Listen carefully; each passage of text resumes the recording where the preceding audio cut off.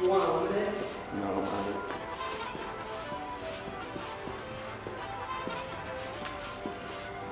Where'd the 7.3 go?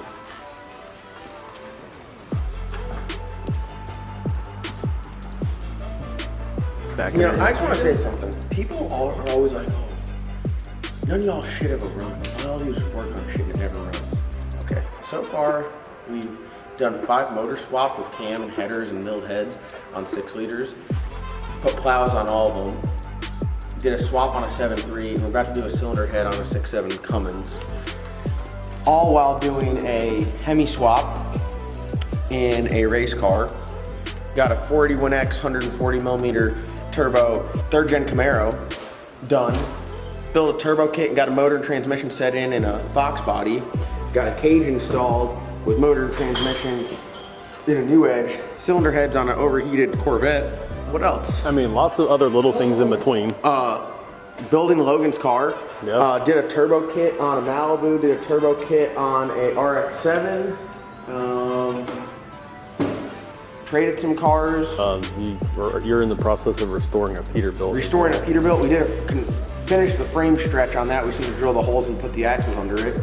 And then there's still people that are like, y'all don't get nothing done. Y'all just work on stuff. I mean, what, that 7.3 swap took like, what, a week? We waited on parts for a little bit, but really it took like, probably less than a week. And we drove it last night. A whole lot of hours on the road. So we're gonna talk about Catdog, which is Logan's F-body Camaro, which has some stuff from the original Salty Chicken build, like what kicked off this whole deal.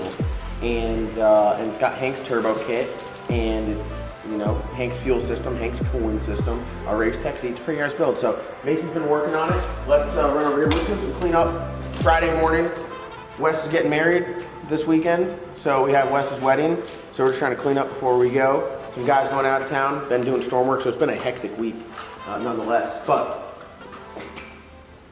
working on Hank, sorry. Whoa. RIP. There's the turbo kit. Whoa. What was once Hank's turbo kit. Hank's heart. What was once Hank's heart is now going into what we call Catdog, which is Logan's F-body Camaro. So Mason's been working on it. So talk about, I mean, how do you want to do this? You want to start front to back, head to toe? You want to talk about what the end goal is? Yeah, whatever you... Well, I think the end goal for this is going to be essentially like what Hank was, I'd say. Very similar to Hank, hopefully a little bit possible, hopefully a little faster. Also, hopefully a little more amenities. Yeah, Hank was just bare bones. You know, we took to the track, we just drove it around to get food. I drove it to my girlfriend's house every once in a while. You know, it'd make the hour-long trip, but it wasn't comfortable and enjoyable, really. You just drove it because you're like, I'm driving the race car today. So this thing here, stock suspension, F-body, works really well. Big fan of these cars, obviously. I've owned like 3 or 4 of them. 850 cert cage in it. Very similar motor. It's got a 408. I think it's almost identical to what Hank had. Yeah, it's pretty much carbon copy of Glide 408. It's got an S60 rear end. Shout out to my boy Chris Dillman. We keeping those dump truck rear ends alive when we pull them out. Oh, what do we get this one out of? I think this come out of the C60 Chevrolet. Yeah, we got the strange S60 with all the brackets on it. So as you guys can tell, this turbo kit looks familiar. So this is your Catdog update. Let me get my hood prop. Oh, nice. That's That dangerous. is sketchy. Hank's turbo kit, hot side pretty much went on there. We cut the wastegate flanges off, but we're just gonna reinstall them because we actually didn't need to cut them off. But well, we have a welder. One of them. This one's gotta be. Yeah, slightly modified. We don't have the exhaust on there yet because we have to modify the exhaust as well. We did modify the cold side, but really very minor modifications to this kit to go from the new edge to the F-body. The only difference is this has got a Rock Solid Motorsports tube front end. I'm not sure what tube front end was on the new edge, but the bar came straight out. So the hot side actually went under the bar. This one, obviously it dips down, so the hot side is kind of close to it. But everything else bolted right up. Turbos, we weren't out of turbo, we weren't out of turbo kit, we were out of fuel. So along with the turbos, Logan got the complete fuel system, minus the injectors, because they stay with me. Controversial topic around here. But what he's going to do differently is going to add a third pump. So with the 2 pumps, we went very fast, but we were always at that limit of we're out of fuel. Couldn't turn the boost up anymore. The motor wanted more. It RPM'd good. It was happy. It could go faster, but we were out of fuel. So Logan was already speccing the build kind of off of what Hank was doing. So he got the same pumps. So he already has one. So we're just going to stick it in there, put another feed off the tank. So it'll have, instead of having 2, come out to 2 pumps, it'll have 3, go to 3 pumps, and they'll all Y up to the intake. He got the intake and everything off of Hank as well, and it fits perfect. And the layout, I would say, would probably be the same. He's got the nice valve covers with the breathers. I mean, I'm lazy, so I just run the stock valve covers that have these are nice. Look at these, Yeah, TKM, very LS nice. Nasty valve covers. You can call up TKM, and they have these in stock. They're fairly cheap for a valve cover with a breather already on it. Awfully ballsy putting your arm under there. Yeah, I mean, I'm hoping that at this point it's staying, it's hanging in there. So, yeah, I'd put the stock valve covers back on there to run the spark plug wires, but some people don't think it looks good. But I mean, you got to take the spark from the coil, put it on the plug. The hood's shut most You of the won't time. see the coils or spark plug wires in the spark. So there it is. They're going to relocate them.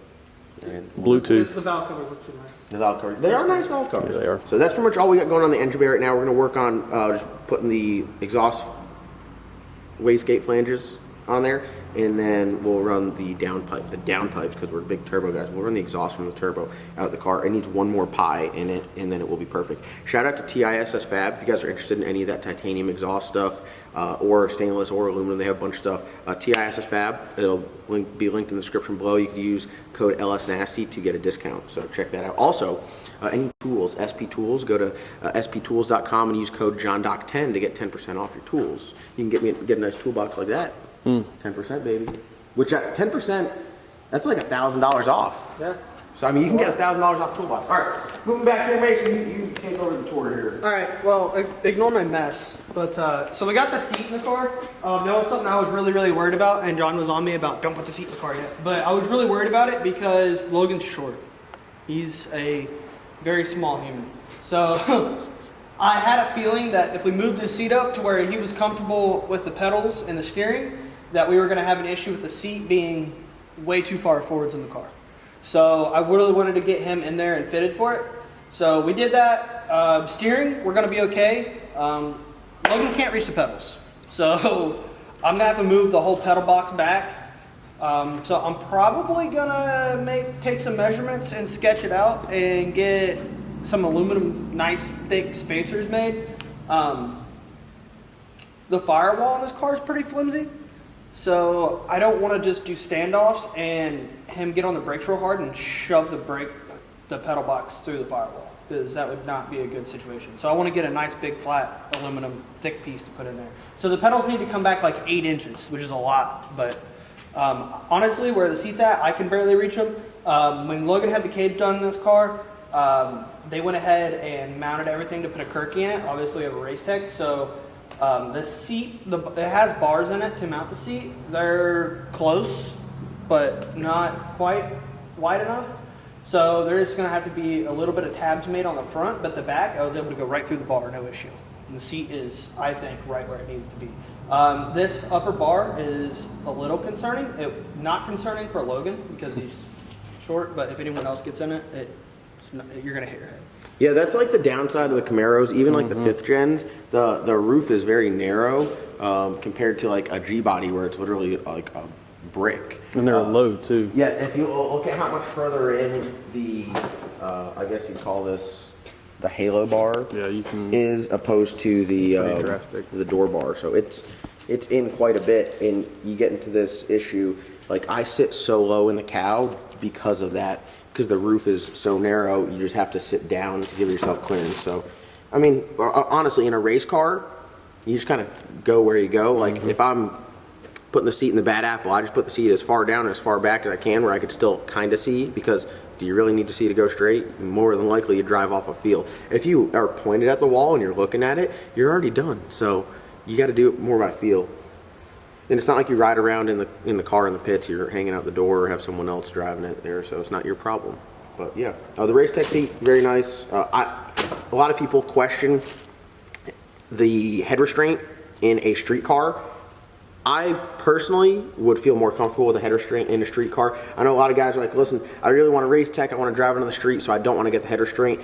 My personal opinion on that is that's the wrong move, because it's really not that difficult to drive on the street. It doesn't obstruct your vision as much as you would think. You because barely have to lean you forward. have to literally go like you're driving, you have to go like that, and you could see around it. And also, how many times are you driving your car where you look like that?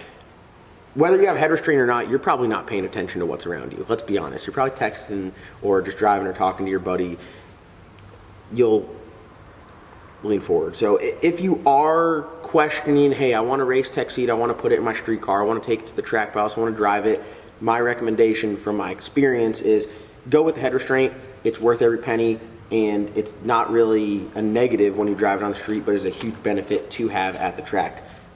You won't find us racing anything but race tech seats all 2024. So shout out to Race Tech. They make, in my personal opinion, the best seat on the market, the most comfortable, the safest. And for everyone out there that's like, oh, well, they're expensive. Well, go to the hospital one time and tell me what's more expensive. Watch a Kirky seat fold over. And I'm not throwing shade at Kirky. It's just all of the like aluminum seats. They just don't hold up. I mean, that's just, they might do okay if you nose into something head on, but any side load, those things are twisted, folded like a lawn chair. Just like that. We've seen a lot of side load in the past couple of years. Race cars, so not just us. Like, No, I mean, it's a very common a side impact in these cars.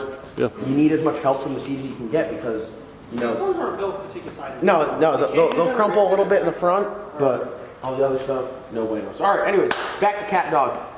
We got the $8,000 of Dash 20 line for the radiator and the cooling system. Mason's going to talk to you guys about that. Yeah, so we stole the whole radiator and whole complete cooling system out of Hank.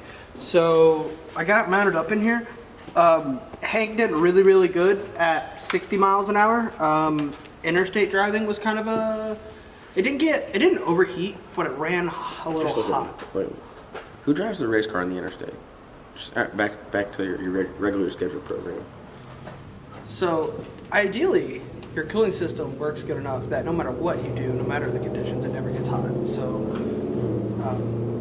not a major issue, but something that I didn't like. So I stood the radiator up pretty stout in this car. I had the room to do it, and Hank, there was not the room to do it. So this radiator is stood up pretty good. Honestly, similar to a stock out buddy. Mm-hmm. So It'd be great if you drove in reverse everywhere. Like if you just backed up everywhere you went. Well, maybe if it gets hot, just throw it in reverse, Terry. Yeah, having airflow coming this way. I mean, it would be badass. Sorry, I don't mean to keep interrupting. Go ahead. Okay. So luckily, this radiator will be shrouded. So there's going to be sheet metal that comes off of the fuel tank here. That's why these brackets are so long on the fuel tank. There'll be sheet metal that comes off and then comes down to here. So it's going to help force air that comes up underneath the car through the radiator. It won't have any option but to go through the radiator. So that's going to be very helpful, I think. Obviously, the fuel cell blocks it some, but I think with having the sheet metal in here, it's going to almost act like a parachute, right? Like the air is going to get trapped in there, and the only way for it to get out is go through the radiator. Also, the fan setup on Hank wasn't ideal. It had one big fan, no shroud, no nothing like that. And if you don't have a lot of free air coming in, you really need a shroud. So I think that'll help too. But that's kind of the idea back here. It's pretty simple. We have a burn down tank over here. I do want to say, Mason has kicked off his fabrication career. Mason's been doing all the fab himself, so it's nice to see him over there on the TIG welder doing it, because that's what it takes to get better. It's just time and messing stuff up and getting better. And you've already gotten, you know, when we first came here, you couldn't weld aluminum. Yeah, no. And he's done all the aluminum welding. And I will say, like, I absolutely destroyed a piece. Yesterday we were about to go to dinner and he laid some beads. And I was like, oh, let me hop on there. And I think we're running out of gas. And it got contaminated. And the first thing you do when it gets contaminated is just stop. And I was like, oh no, I could power through it. Messed it up, said, all right, I'm going to eat, and left. So sorry about that, Mason. But no, Mason, I mean, it's badass to see the initiative in doing it. And I mean, this is pretty cool. Yeah, I like the that. Factory antenna. That's really cool. I dig it. It looks good there. It does look good. So Catdog is moving right along nicely. This is kind of all like the time-consuming stuff. Once you get all your big pieces mounted, then it really starts rocking and rolling. The plumbing We're not sure how much of it will carry over, but hopefully a decent amount does carry over to help with getting that done. But once you put the things in that have to go where they have to go, then it goes quick. Put the cooler here, put this there, put this tank here. You know, the fuel tank's got to go where it's got to go. The radiator got to go where it's got to go. The motor, the turbos, they all have to go where they have to go. So getting all that stuff knocked out, that's like the big hurdle. Once you got all that stuff in place, it goes pretty quick. So Catdog's moving right along. So everyone in the comments, they're like, oh, what's happening with Wes's car? What's happening with Logan's car? Here's your update on Logan's car. Wes's car, I think it's about ready to fire. I think it's been about ready to fire. Yeah, honestly, I think that there's nothing left. No, he put injectors in it. Yeah, I think he had to put new injectors and a fuel pump on it, and he was good to go. So there's your update. Catdog coming along nicely, and Wes's car is wrapped up as well. So that's pretty cool to see. If you guys have any questions or you guys are building a car like this, comment down below. Let us know what you got going on. And don't forget, we got that Storm Training Day rodeo coming up here March 2nd, so it's right around the corner. And you guys can be building. This is a product of Stormwork right here. This could be you. Also, this could be you if you do storm work. You never know. Someone messaged me and said, hey, I want a job down there. And not technically hiring, but I wasn't hiring when Mason started doing, well, sorry, let me rephrase. Always hiring for doing storm work. The shop, not always hiring. But somehow Mason has gravitated here just from doing storm work. Met him at Applebee's in Maine. Connecticut. Yeah. And same thing. it's been a pain in my ass since. Same.